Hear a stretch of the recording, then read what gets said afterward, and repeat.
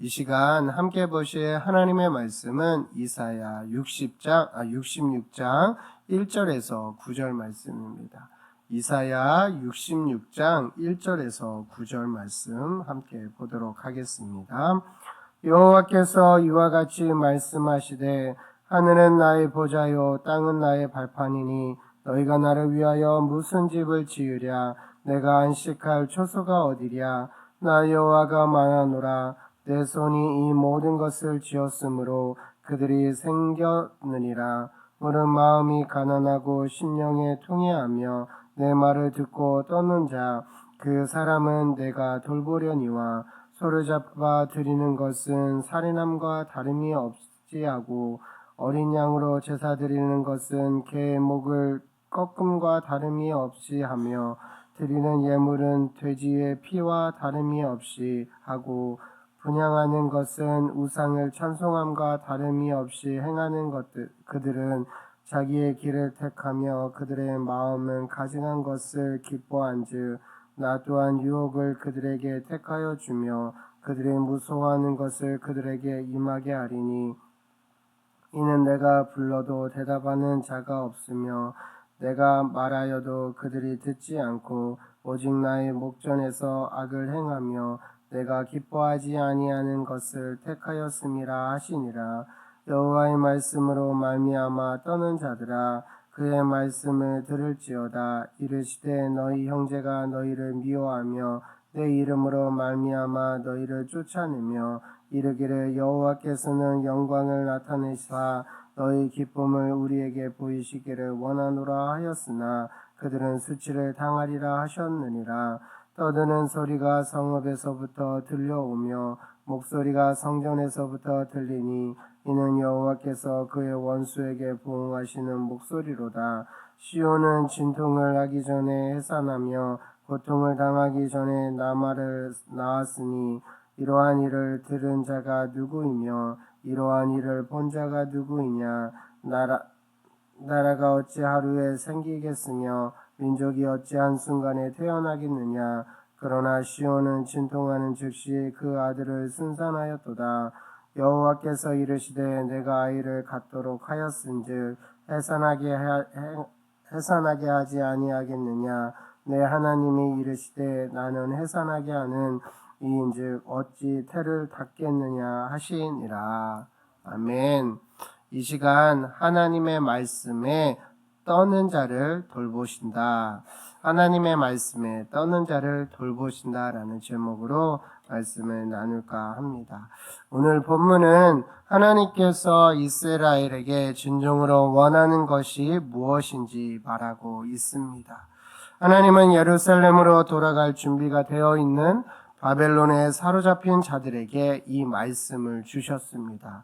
1절 말씀에 여호와께서 이와 같이 말씀하시되 하늘은 나의 보좌요 땅은 나의 발판이니 너희가 나를 위하여 무슨 집을 지으랴. 내가 안식할 초소가 어디냐라고 말하고 있습니다.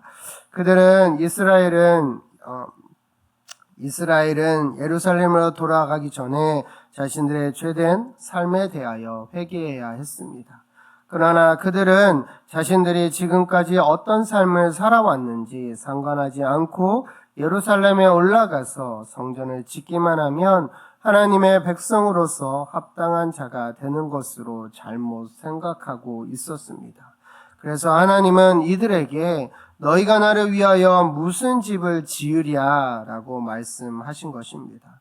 이 물음은 마음이 하나님께로부터 떠난 자들이 성전을 짓는다고 그것이 어떻게 하나님을 섬기는 것이라고 할 수 있느냐라는 물음인 것입니다.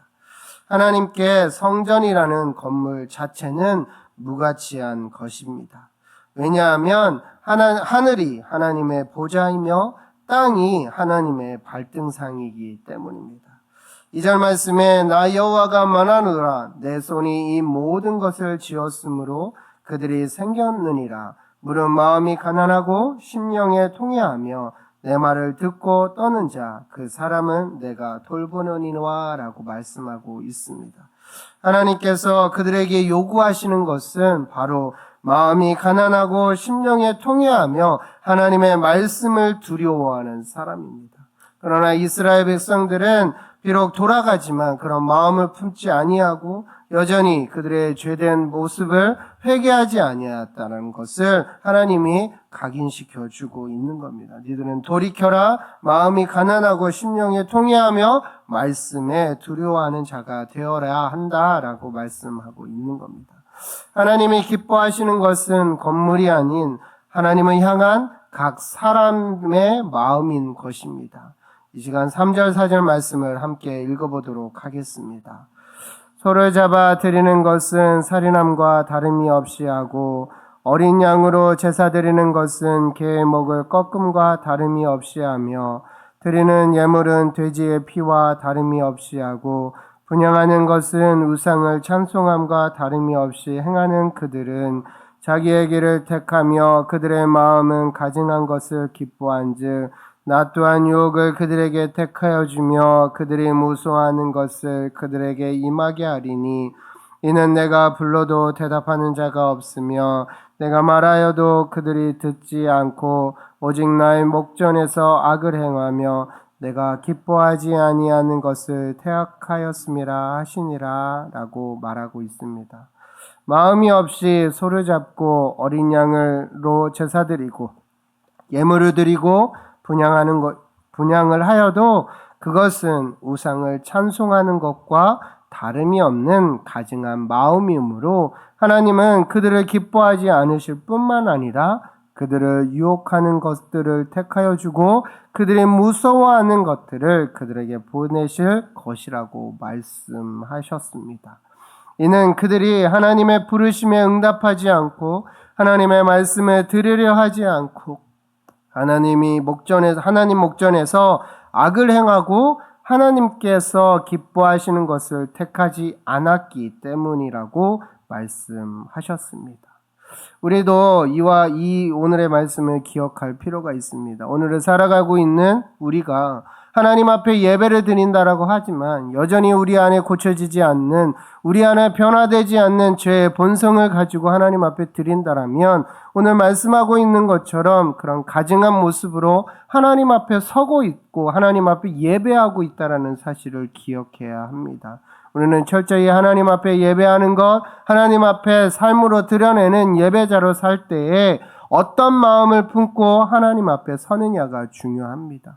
정말 그 마음이 가난하여지고 그 마음에 심령에 통회하며 하나님의 말씀을 두려워하는 마음을 품고 하나님을 예배하고 하나님을 따라가며 하나님의 말씀에 순종해야 한다라는 사실을 기억하는 저와 여러분이 되시기를 소망합니다.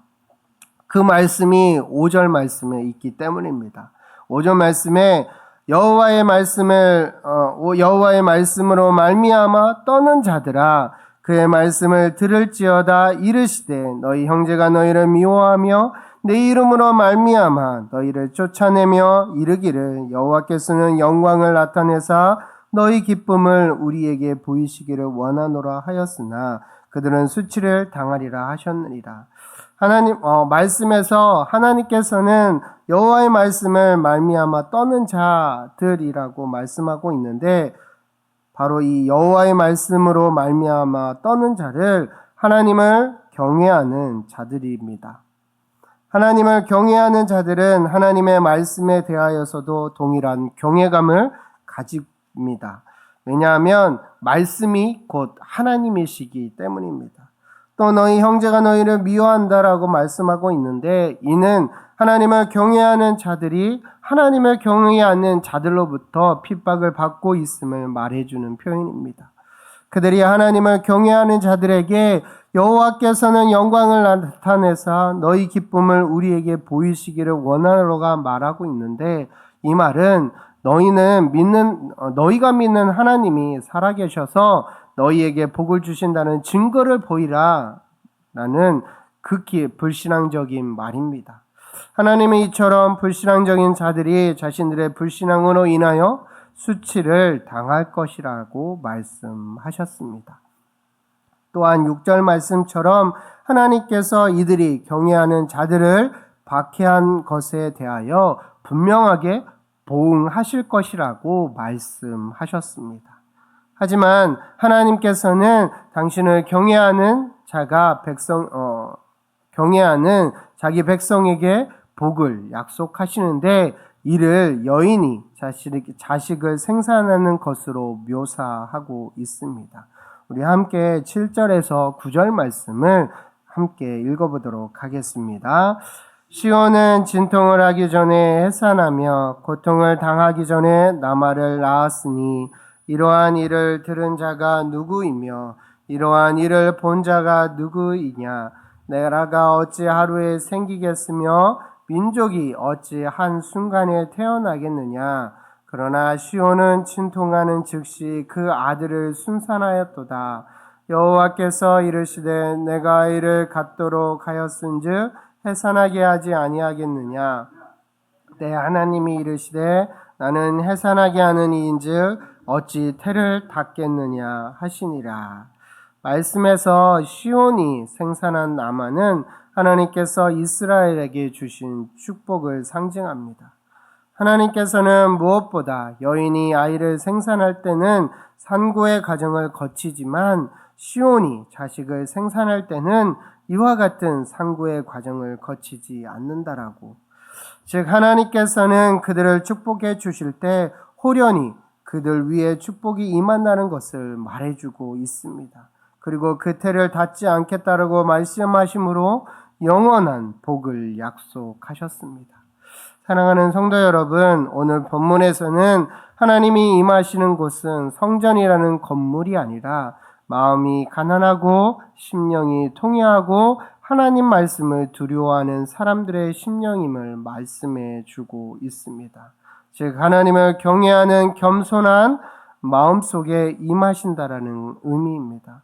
그리고 그런 자들의 모습을 하나님의 부르심에 응답하며 말씀에 귀 기울여 들으며 하나님 목전에서 선을 행하고 하나님께서 기뻐하시는 선택을 하는 자라고 본문을 통해 말씀하셨습니다.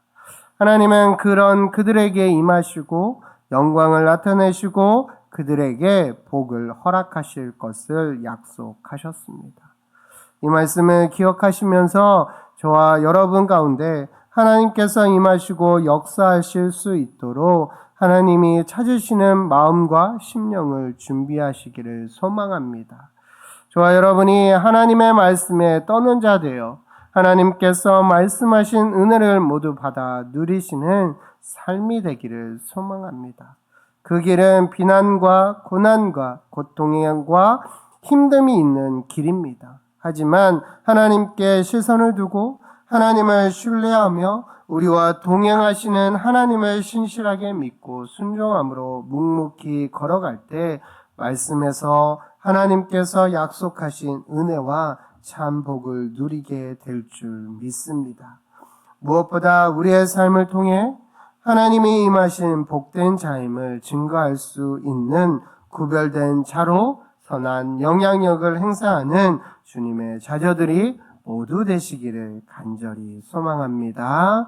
이 시간 말씀을 기억하면서 함께 기도했으면 좋겠습니다. 하나님, 오늘 말씀에서 이야기하고 있는 정말 삶으로 하나님을 예배하고 심령이 가난하고 심령이 통회하며 마음이 가난한 자 되어 하나님의 말씀에 두려움으로 품고 떠는 자가 되어서 하나님의 기쁨을 드리는 우리들이 되게 해달라고, 특별히 이번 주 금요일부터 토요일 중고등부 수련회가 있습니다. 이 수련회 가운데 참석하는 모든 중고등부 친구들이 이 말씀 앞에 떠는 자가 되어 하나님의 마음을 품고 살아가는 우리 중고등부 학생들 될 수 있게 해달라고 이 시간 함께 말씀을 기억하고 중고등부를 위해서 함께 통성으로 기도하도록 하겠습니다. 하나님 많으신 하나님 아버지 감사합니다.